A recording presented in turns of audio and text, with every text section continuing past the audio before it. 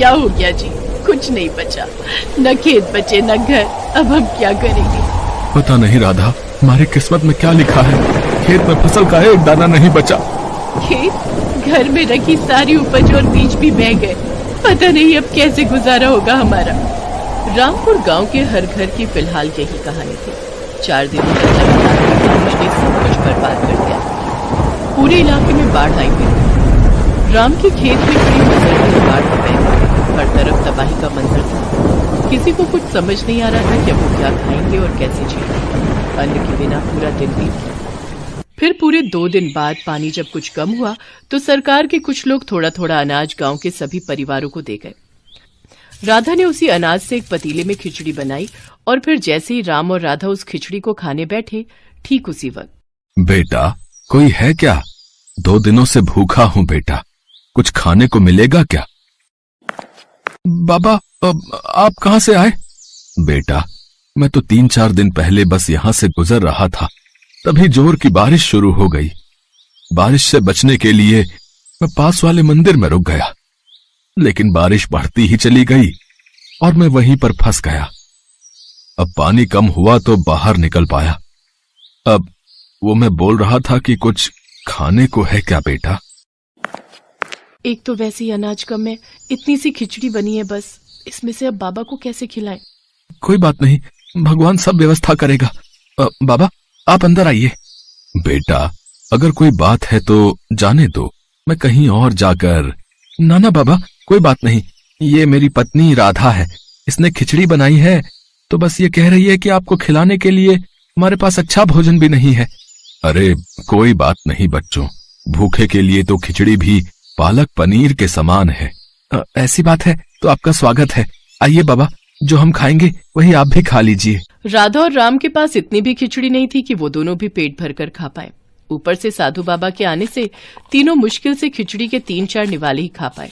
खाना खाने के बाद राधा बर्तन धोने के लिए अंदर चली गई और राम साधु के हाथ धुलवाने के लिए पानी लेने अंदर आ गया। फिर जब राम पानी लेकर वापस आया तो साधु बाबा उसे कहीं नहीं दिखे। अरे लगता है बाबा चले गए। लेकिन वो क्या है? राम की नजर उस जगह पर थी जहां वो साधु बाबा कुछ देर पहले बैठकर खिचड़ी खा रहे थे। अब साधु बाबा तो वहां पर नहीं थे, लेकिन उनकी जगह वहां पर एक अंगूठी रखी हुई थी जो काफी ज्यादा चमक रही थी। राधा जल्दी आओ, ये देखो वो साधु बाबा अपनी अंगूठी यहीं भूल गए। हैं?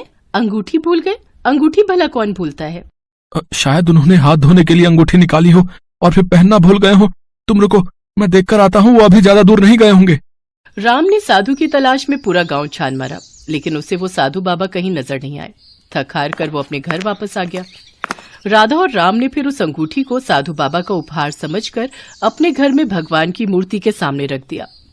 उधर बाढ़ का पानी भी अब पूरी तरह से उतर गया था, लेकिन पूरे गांव के सामने अब चुनौती ये थी कि खेतों में क्या और कैसे उगाया जाए, क्योंकि पूरे गांव में किसी के पास भी न बीज बचे थे और न ही उन्हें खरीदने के लिए पैसे। गांव में भुखमरी की नौबत आ चुकी थी। फिर एक दिन क्या हुआ? थक गए क्या? हाँ, पूरा दिन भटकता रहा, लेकिन पूरे गांव में किसी के पास एक भी बीज नहीं बचा है। सब कुछ बाढ़ में बह गया और तुम्हारे खाने के लिए भी कुछ इंतजाम नहीं हो पाया है। मुझे भूख नहीं लगी है, अब आप मेरी फिक्र मत करो। 2 दिन से कुछ नहीं खाया है तुमने और कहती हो कि भूख नहीं लगी है। हे भगवान, ये कैसे दिन देखने पड़ रहे हैं मुझे। मैं अपने पति को खिचड़ी तक बनाकर नहीं खिला सकती। खिचड़ी की बात सुनते ही राम का दिमाग ठनका और उसने तपाक से पूछा, क्या कहा तुमने राधा? यही कि अब हमारी किस्मत में खिचड़ी भी नहीं है। हाँ, मुझे अभी याद आया। याद करो, उस दिन हमारे घर एक साधु बाबा आए थे और वो अपनी अंगूठी यहीं पर छोड़ गए थे। हो सकता है कि वो हमारे हालात देखकर जानबूझकर उसे यहाँ छोड़ गए हो। जल्दी करो, वो अंगूठी लेकर आओ, हम उसे बेचकर कुछ और दिन खाना खा सकते हैं। पर वो तो बाबा की अमानत है ना? जो भी हो राधा, अपने जीते जी मैं तुम्हें भूखा नहीं देख सकता। राम के कहने पर राधा उस अंगूठी को ले आई। राम ने उस अंगूठी को ध्यान से देखा और फिर उसका चेहरा उतर गया। क्या हुआ जी? अरे राधा, ये तो पीतल की अंगूठी है, इसका क्या मोल मिलेगा? कुछ भी नहीं। राम उस अंगूठी को जमीन पर गुस्से से फेंकने ही वाला था कि तभी उसे कुछ नजर आया और फिर वो अंगूठी को ध्यान से देखने लगा। राधा देखो जरा, इस अंगूठी का नग कुछ अजीब नहीं लग रहा? हाँ जी, ये तो एक बीज जैसा लग रहा है। राधा सही थी। असल में वो एक टमाटर का बीज था जिसे राम ने बड़े ध्यान से अंगूठी से अलग किया। पर कोई अपनी अंगूठी में नख की जगह टमाटर का बीज क्यों लगाकर घूमेगा? यही तो सवाल है राधा। जरा सोचो, जब हमारे घर में कुछ खाने को नहीं था तभी एक साधु हमारे पास आते हैं और ये बीज यहाँ छोड़कर चले जाते हैं। कुछ तो बात है राधा। दोनों ने उस बीज को नमन किया और फिर पूरी श्रद्धा के साथ उसे अपने घर के एक गमले में गाड़ दिया।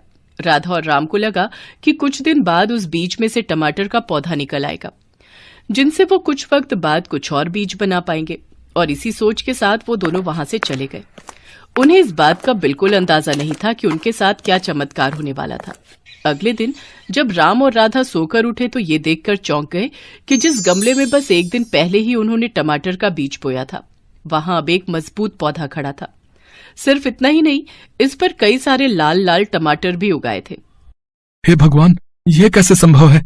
इतनी जल्दी भूल गए? ये उन साधु बाबा का चमत्कार है जी, और मेरी बनाई खिचड़ी का फल, जो इतने सारे टमाटरों के रूप में हमारे सामने है। उस पौधे को साधु बाबा का आशीर्वाद और भगवान का चमत्कार मानकर राम और राधा ने अपने हाथ जोड़ लिए। राम ने उस पौधे से निकले टमाटरों से एक टमाटर तोड़ा और उसमें से ढेर सारे बीज निकालकर अपने खेत में बो दिए, जबकि राधा ने बाकी टमाटरों की बढ़िया चटनी बनाई। कई दिन बाद दोनों पति पत्नी ने खुशी खुशी और भरपेट खाना खाया।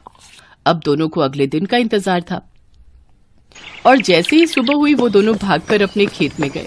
वहां उन्होंने देखा कि पूरा का पूरा खेत टमाटरों से भरा पड़ा था। इतने सारे टमाटर देखकर दोनों खुशी से उछल पड़े। तभी वहां गांव के सरपंच आ गए। अरे भाई राम, अरे ये चमत्कार कैसे हुआ भाई? कल तक तो तुम्हारा खेत भी हम सबके खेतों की तरह ही वीरान पड़ा था, फिर ये टमाटर की फसल एक ही दिन में कैसे उग गए भाई?